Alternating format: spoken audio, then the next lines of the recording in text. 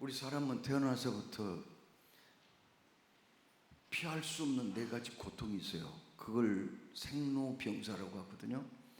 불교에서는 이 생로병사를 인간의 피할 수 없는 고통이라고 그렇게 얘기를 합니다. 생로병사, 생은 뭐예요? 태어난 걸 말하죠. 노는 늙는 걸 말하죠. 그리고 질병의 고통, 그리고 마지막 죽음을 의미합니다.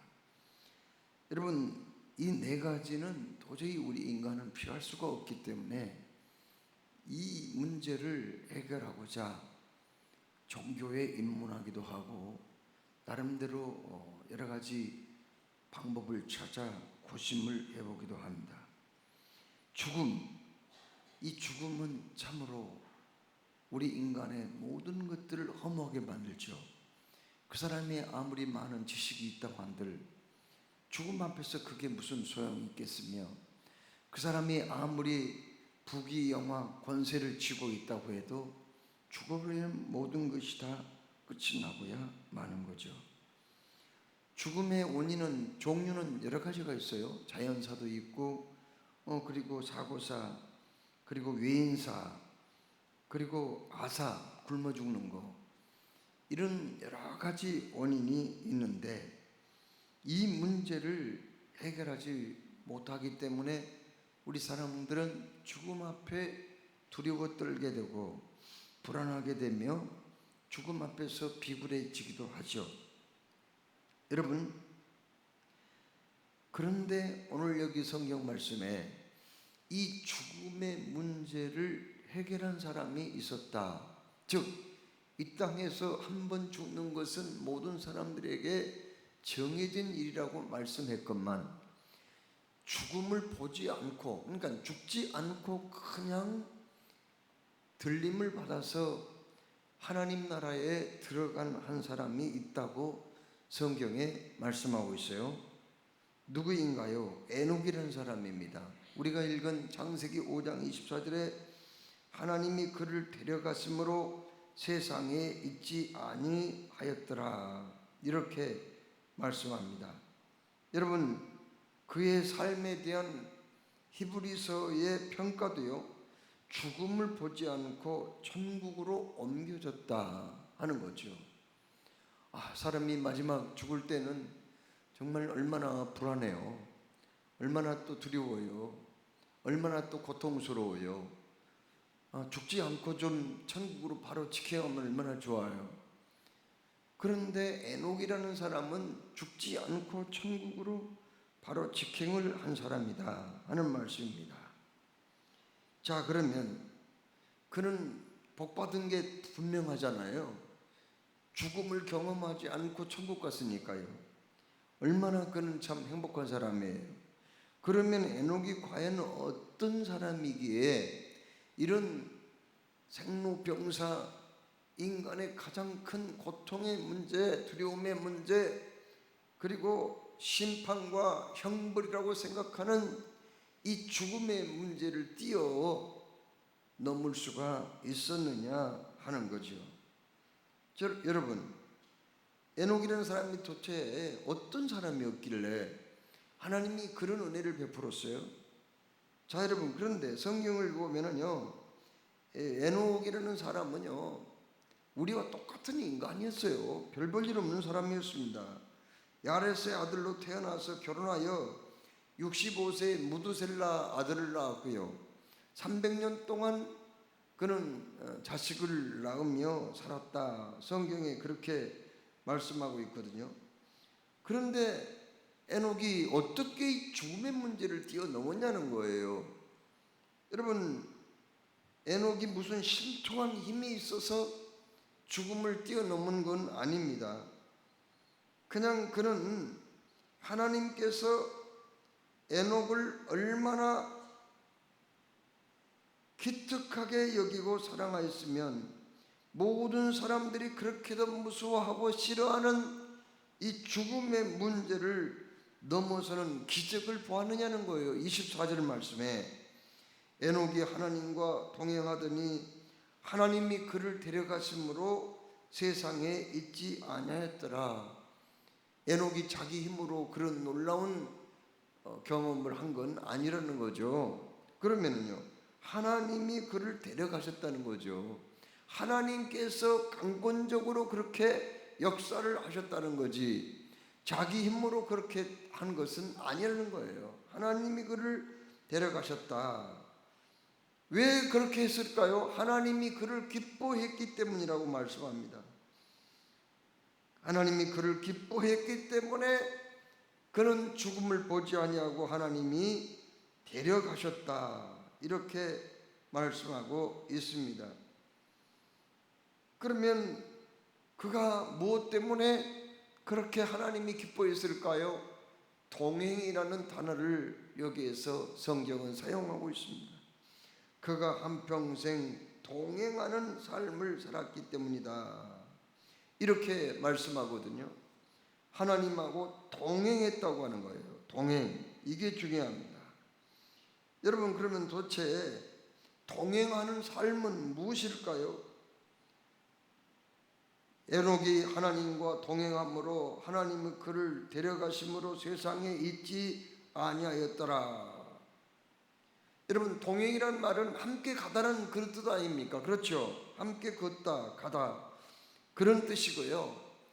또 동행이라는 그 의미는 뜻을 줬다, 함께 살다,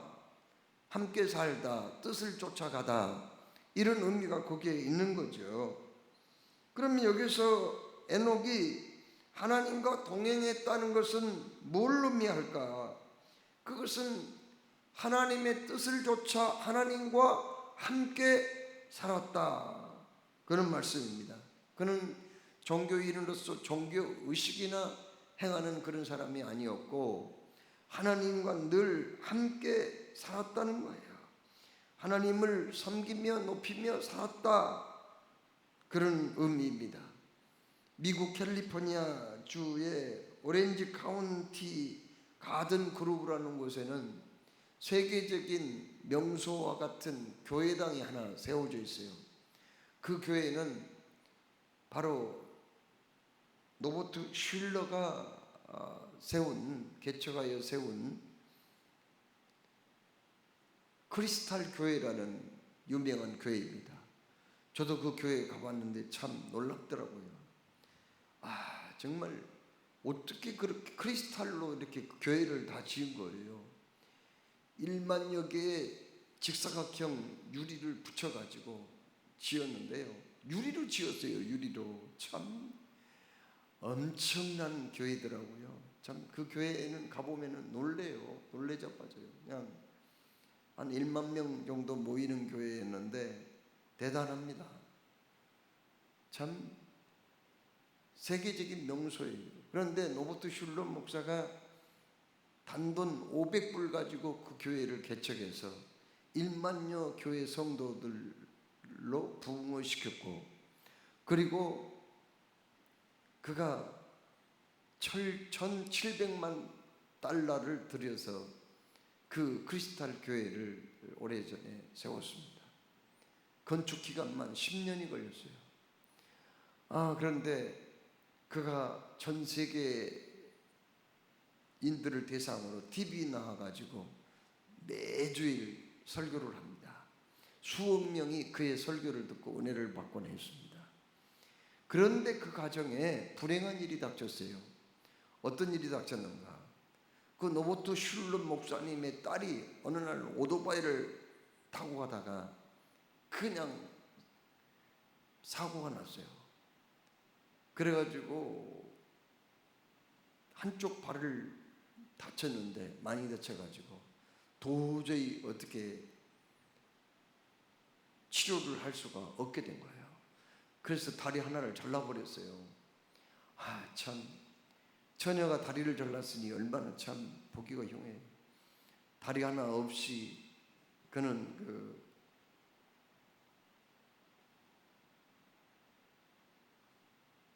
목발을 짚고 다녔습니다. 그런데 어느 날 그 노버트 슐러 목사님이 동행이라는 제목으로 설교를 하게 되었습니다. 설교 중간에 그런데 어떤 처녀가 목발을 짚고 저 뒤에서 절뚝 하면서 여기 강리산으로 올라오고 있었어요. 보니까는 바로 노버트 슐러 설교자의 딸이었습니다. 목발을 짚고 여기 앞에까지 와가지고 그런 얘기를 했어요. 간증을 잠시 한 거예요. 나는 오토바이를 타고 가다가 사고가 나가지고 다리 하나를 잘라냈습니다.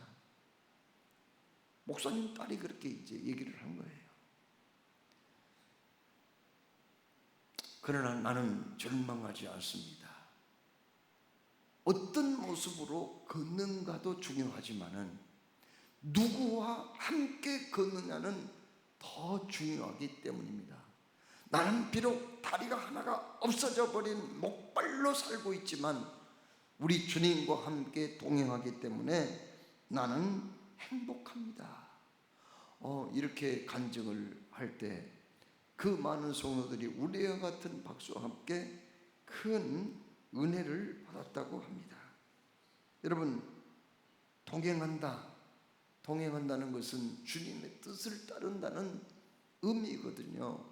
주님과 함께 길을 걷는다는 그런 의미거든요. 그 험악한 인생길 나 혼자 걷는 게 아니라 주님이 내 곁에 계심을 의식하고 그 믿음으로 이제 이 세상을 살아간다는 의미가 거기 있습니다. 에녹이 동행했다고 했는데 동행이라는 의미는 또 무엇이 있을까요? 그가 믿음으로 살았다는 것을 의미하거든요. 여러분, 에녹이 하나님과 동행함으로 그를 하나님을 기쁘게 했다고 그렇게 말씀하고 있거든요. 기쁘게 했다는 거예요. 그러면 아무리 동행한다고 해도 서로 기뻐하고 좋아하는 사이여야 동행할 수 있는 거지, 서로 으르렁거리고 사이가 좋지 않은 그런 관계라면 어떻게 동행하겠어요? 하나님은요, 에녹을 굉장히 기뻐했다는 거예요. 왜 기뻐했을까? 히브리서 11장, 믿음의 장이죠. 5절 6절에 믿음으로 에녹은 죽음을 보지 않고 옮겼으니 하나님이 그를 옮기심으로 다시 보이지 아니하였느니라. 그는 옮겨지기 전에 하나님을 기쁘시게 하는 자라 하는 증거를 받았느니라.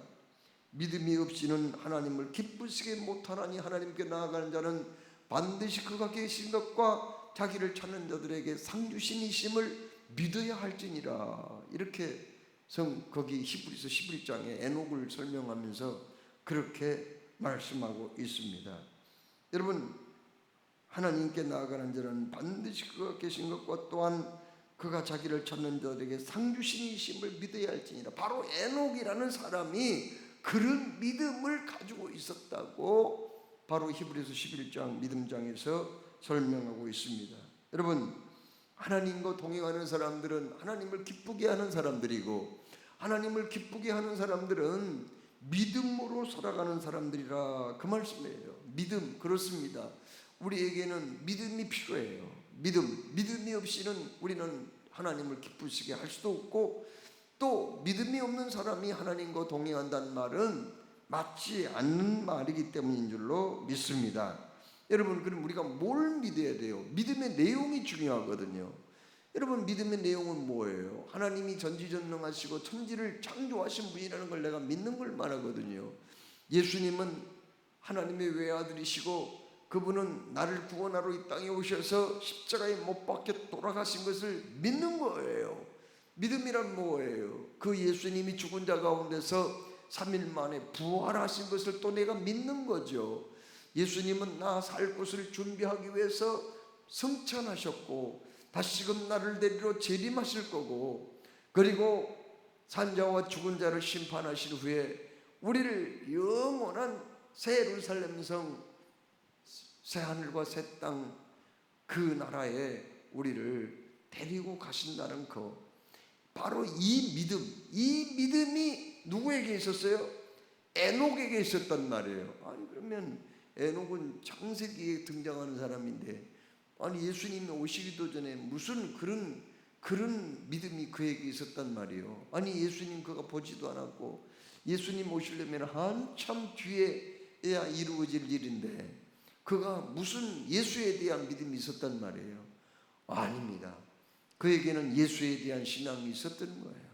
구약은 여러분 예수라는 말이 직접적으로 기록이 되지는 않았지만은 구약 성경은 오실 예수님에 대해서 기록하고 있거든요. 신약 성경은요, 오신 예수님과 다시 오실 예수님을 기록하고 있는 거예요. 믿음은 뭐예요?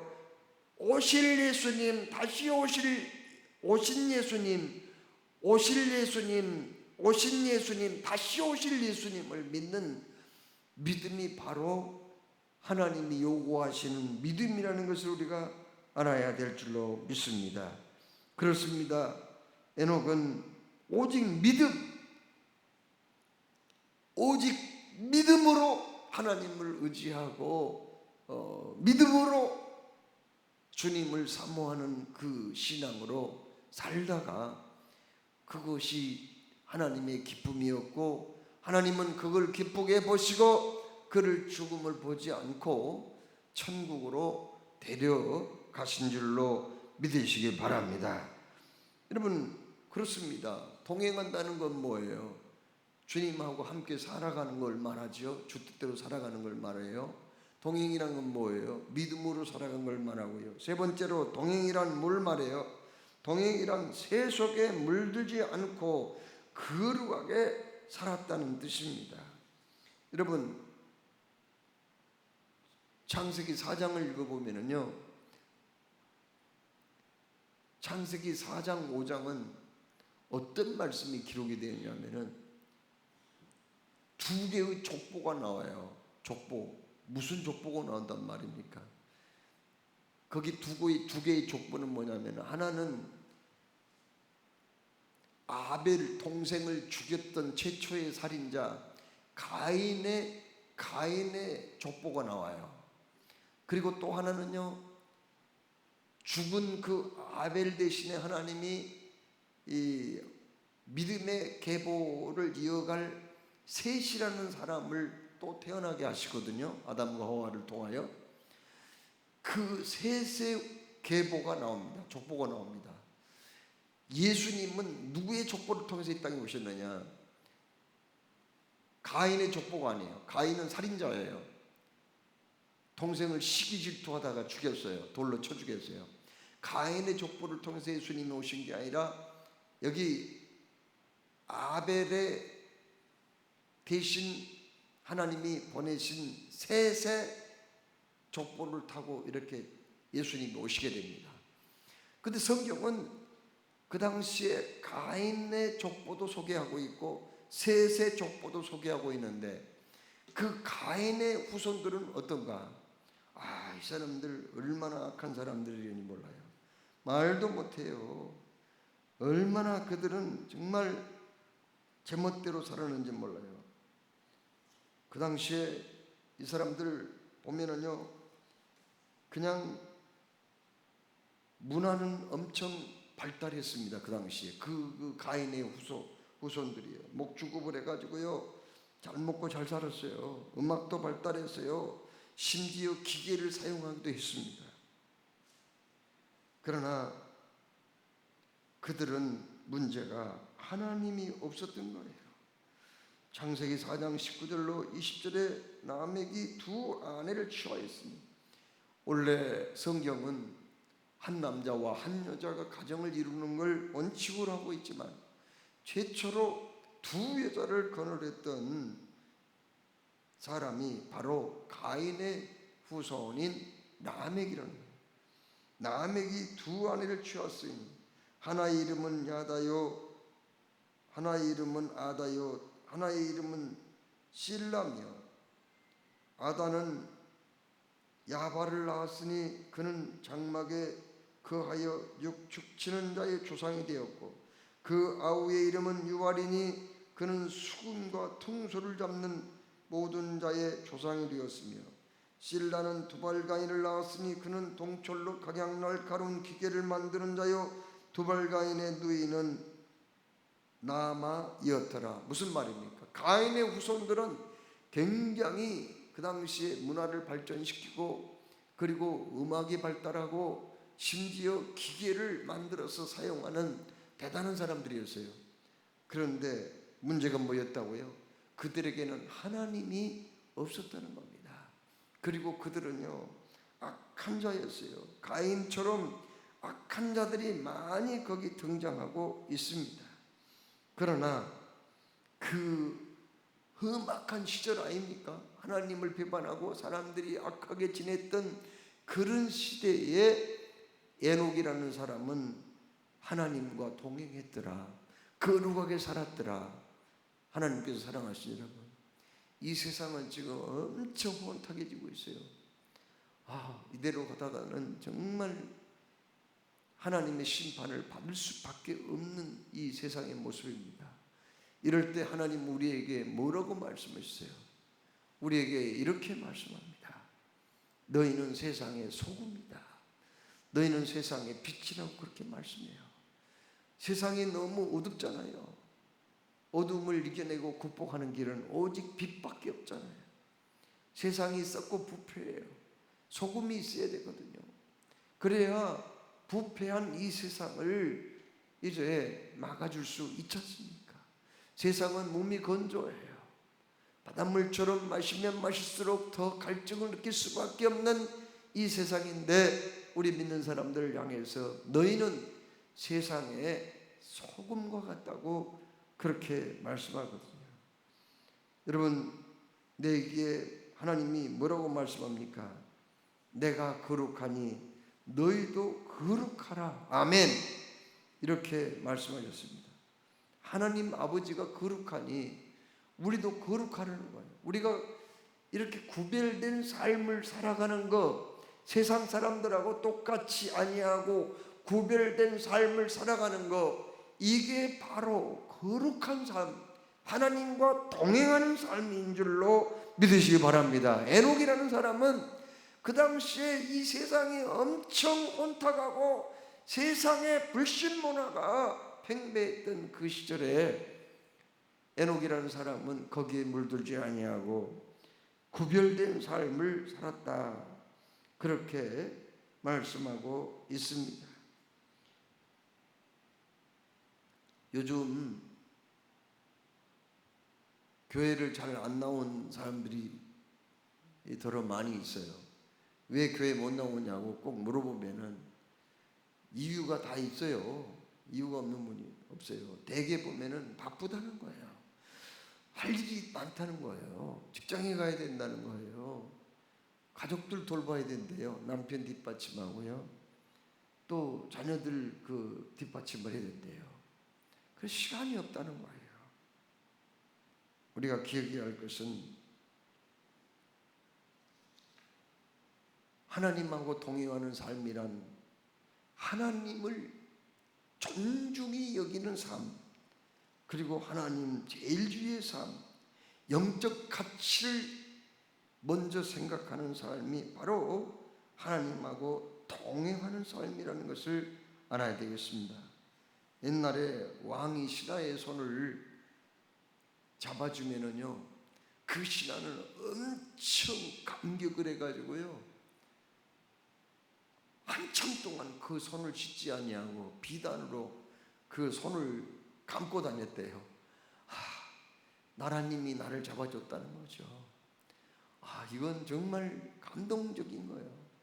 그런데 여러분, 우리 하나님은 천지 만물의 주인이시잖아요. 절대자이시잖아요. 초월자이시잖아요. 역사를 주관하신 분이에요. 하나님은 우리 사람을 높이기도 하시고 낮추기도 하시는 분이에요. 살게도 하시고 죽게도 하시는 그런 분이라고요. 그런 분을 우리가 섬길 때 어떻게 해야 되겠습니까? 하나님을 존중히 여기는 삶을 살아야 될 줄로 믿습니다. 이게 얼마나 중요한지 몰라요. 여러분, 엘리라는 제사장이 있었거든요. 엘리라는 제사장이 있었어요. 사사시대에. 그런데 엘리 제사장에게는 두 아들이 있었단 말이에요. 그런데 이 녀석들이 제사장의 아들로서 행실이 좋지 못한 거예요. 하나님 앞에 제사를 드리기 위해서 고기를 준비해 놓으면은 고기 중에서 좋은 걸 갖다가 지가 갖다 먼저 먹어버려요. 아니, 이럴 수가 있어요. 세상에 이럴 수가 있어요. 거기다가 회막에서 수종드는 여인들하고 동침하기도 했습니다. 하나님이 그걸 지적했건만 엘리가 그 자식들을 호되게 꾸지람하지 않았어요. 그래서 하나님이 뭐라고 말씀했느냐? 하나님이 그러므로 이스라엘의 하나님 나 여호와가 말하노라. 내가 전에 내 집과 내 조상의 집이 내 앞에 영원히 있으리라 하였으나 이제 나 여호와가 말하노니 결단코 그렇지 아니하리라. 나를 존중히 여기는 자를 내가 존중히 여기고 나를 멸시하는 자를 내가 경멸하리라. 이런 말씀을 하셨어요. 결국 어떻게 됐나요? 그 엘리 제사장의 두 아들은 블레셋과의 전투에서 법궤를 앞세우고 출전했지만 전사하고 말았습니다. 그리고 그 소식을 들었던 그 엘리의 며느리가 임신했었는데 갑자기 산기를 느껴서 조산하다가 그냥 죽고 말았어요.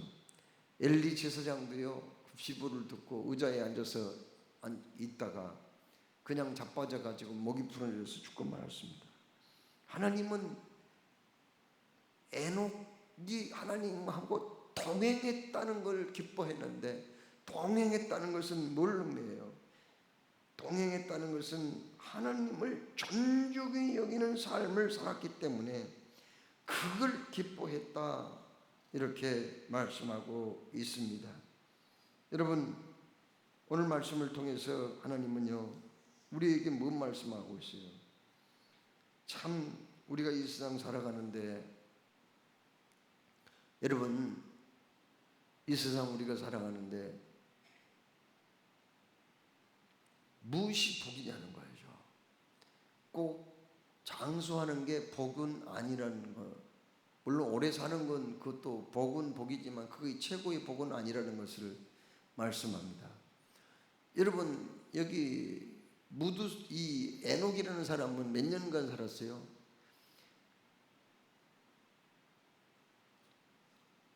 창세기 4장 5장에는 족보가 나온다고 그랬죠. 두 개의 족보가 나오는데 거기 사람들의 나이까지 소개하고 있거든요. 사람들이 그 당시에 평균 나이가 700년, 800년 정도 살았어요. 근데 가장 오래 산 사람은 누구예요? 무두셀라가 나오거든요. 무두셀라가 제일 오래 산 거예요. 몇 년 살았을까요? 969년이나 살았어요. 엄청나게 많이 살았죠. 성경 퀴즈 하다 보면은 종종 나오는 문제가 그거거든요. 인류 역사에서 제일 오래 산 사람 누구? 그렇게 물어요. 무두셀라 몇 년까지 969년을 산 거예요. 그런데 날짜를 계산해 보니까요, 무두셀라는 오래 사는 건 살았는데 딱 노아 홍수가 일어났을 때 지상에 그냥 물로 다 쓸어버렸잖아요.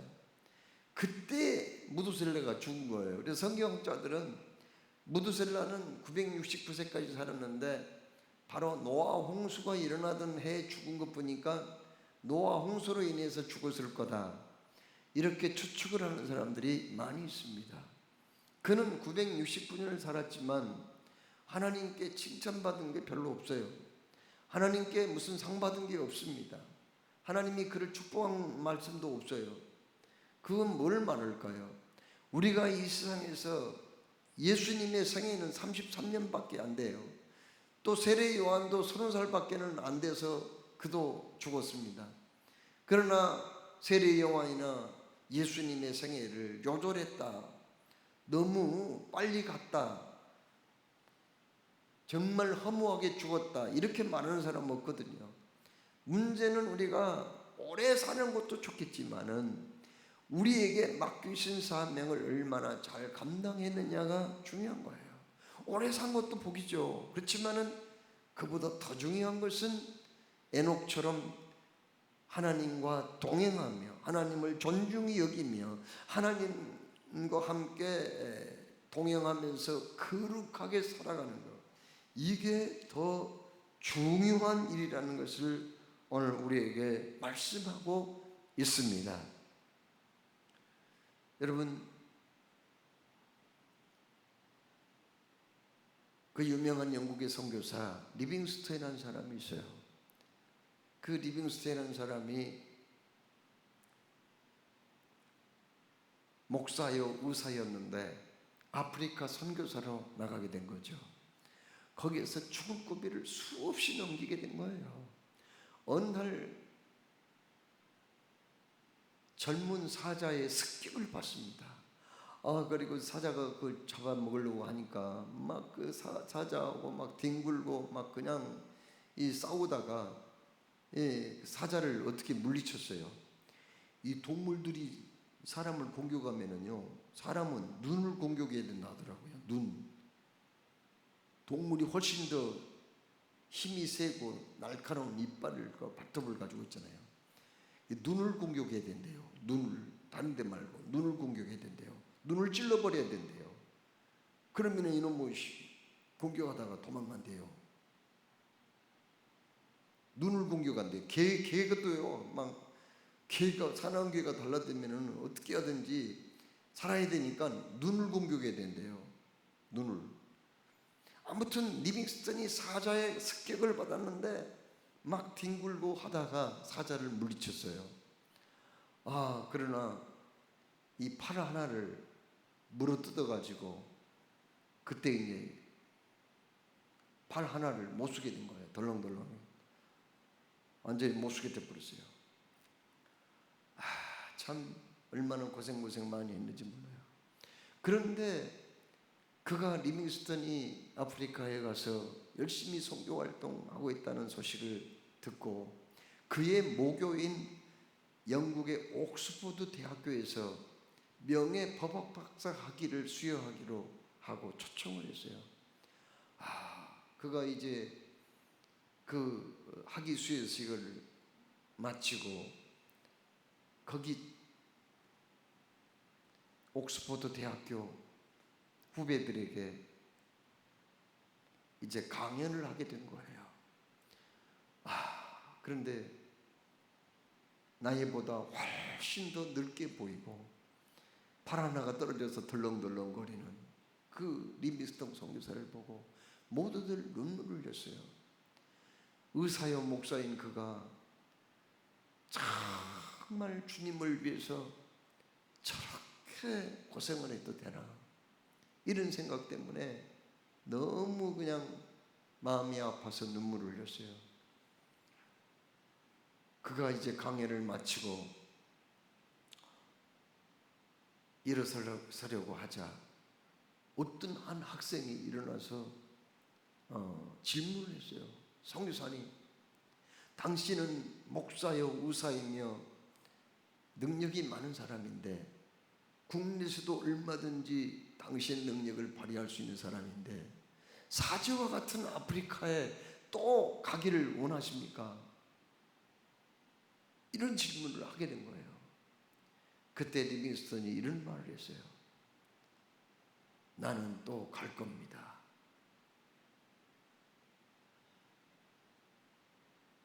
세상 끝날까지 나와 함께 하시고 나와 동행하시겠다고 약속하신 그분의 말씀이 있기 때문입니다. 나는 그 주님과 늘 동행하고 있기 때문에 아무런 걱정이 없습니다.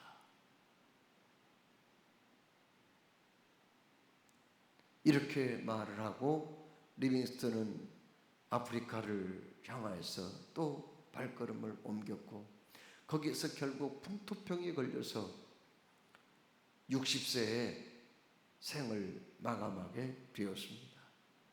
처음에는 그렇게 그를 박해하고 싫어했던 그 토인들이 그분의 시체를 가지러 온 그 본국의 정부 관계자들에게 주지를 않았습니다. 줄 수 없다고. 여기에다가 매장해야 된다고. 그러자 그분의 심장만 떼어서 가져가서 영국 런던에 웨스트민스터 사원 국립묘지에 안장하고 시체는 거기 아프리카의 땅에 묻게 되었다고 합니다. 나는 이 세상 끝날까지 나와 동행해 주시겠다고 하는 그분의 약속을 믿기 때문에 나는 선교지를 향해서 다시 가야만 합니다. 하나님께서 사랑하시는 여러분, 동행, 에녹에 대한 성경이 그렇게 많이 없어요. 아브라함과 다윗, 무슨 모세에 대한 얘기는 성경에 얼마나 많이 기록되어 있습니까? 에녹에 대한 성경 구절은 히브리서하고 여기 유다서 이 정도 몇 구절 안 돼요. 그렇지만은 그는 다른 사람들이 얻지 못한 복을 받은 사람이에요. 죽음을 보지 아니하고 천국으로 직행이 있던 사람이라고요. 왜요? 그는 하나님과 동행했기 때문입니다. 동행한다는 말은 무슨 뜻이냐고요? 동행한다는 말은